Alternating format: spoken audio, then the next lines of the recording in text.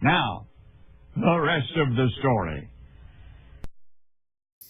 Alright, welcome back. I gotta talk quick because the bugs know where I'm at. But I'm currently doing one of my favorite pastimes, and that is actually checking cattle. And that's exactly what I'm doing right now. But the thing is, the cows have pretty much run of the whole farm right now, and when they have the whole farm that they can go across, they tend not to stick together. I don't know how many other people that have herds that really don't stick that close together, but that's probably my biggest challenge when it comes to checking cows at night like this. Is I have like 3 cows, 2 calves, and that's the other irritating part, is that the calves don't stay with their designated mothers. So it's kind of, herd mentality. Everybody looks out for everybody. So you tend to find, like, my calves are currently down over the hill with my dad's cows when, granted, I only have 2 calves, but my cows, those calves' parents, they're up, if you guys can see it, that little speck of white right there, that's the gateway up to the next pasture. And their mothers are heading that way, and the other calves are actually bedded down with the other cows over the hill, or down in the hollow. So as long as everybody's happy and everybody's there the next day, I really couldn't care less. We do have a coyote issue. I think everybody has a predator issue all across the country. It just depends on what you're fighting. If you guys are interested in what that bull looks like, here's that bull that we just bought here about a month ago, 3 weeks ago. It's when I was still walking around on crutches, but he's been working. He's been doing a pretty good job. Our older bull is right down there behind that red cow. If you guys can notice, we got a pretty good mix of calves, as in they all aren't Black Angus. Well, we do have a assortment of the belted cows and the Angus, red and Black Angus. The neighbor's bull, which was, I'm not even sure what breed it was. It was white or red. It was red and white, but it had a really weird, like almost camo pattern to it. It was really spotty. Not like spotty, but like it shaded into itself. So I'm not really familiar with that breed. All I know is he threw some really funky calves because he was in with my dad's cows for about 4 days there, and yeah, all of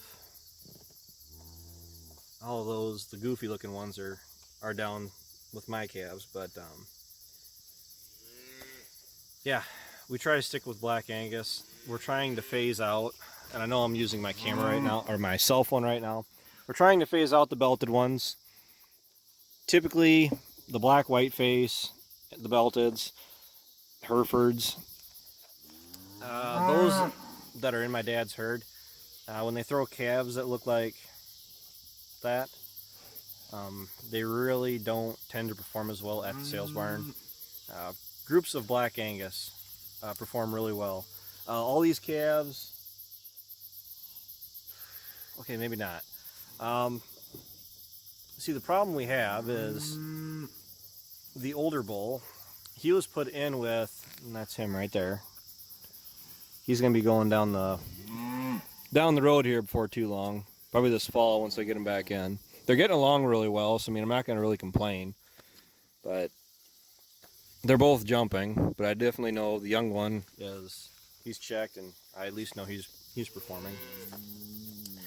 But because of last year, my dad's bull, that older one that you just saw, for some reason he didn't get to work till about 3 months after the fact, when he was put in with the cows.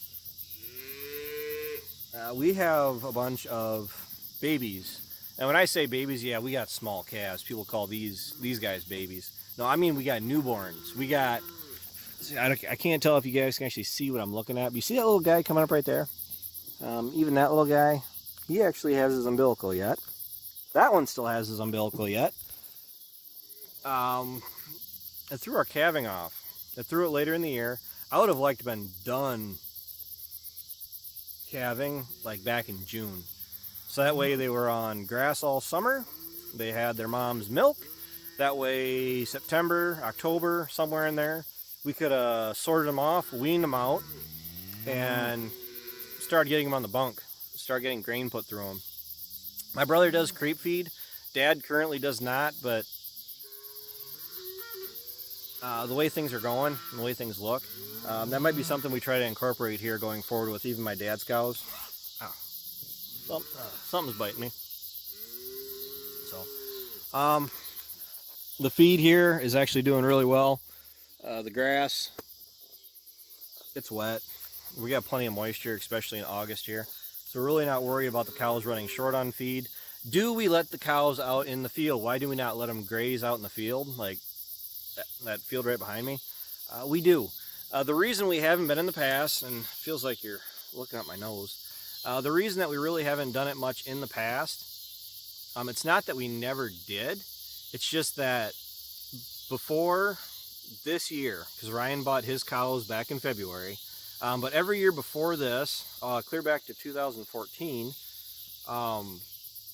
we always took all these cows out to my brother's place, and we took them out there during the summer, and then in the fall, and we all know how hectic the fall tends to be.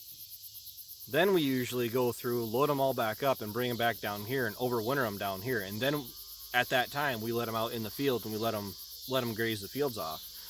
The advantage this year is they're already down here. So, like the field over there, and the field back here, once we get done taking the crops off this fall, I'm going to slam the gate shut, and I'm going to run the field fences again, and we're going to let the cows out in the field. We're going to go as long as we can, letting them just graze off the fields. If the winter holds off, we don't get a whole bunch of snow here, which the last 2 or 3 years we've been getting snow right around deer season, which is about the last week of November, Thanksgiving. And we usually have to start feeding hay right around the 1st of December. So we try to hold off as long as we realistically can, but not to the point where we have to worry about the cows starting to go backwards on us. So, yeah, it's crazy not to let them out in the field if you're set up and you're able to. We do. People have asked me why we don't, but we do.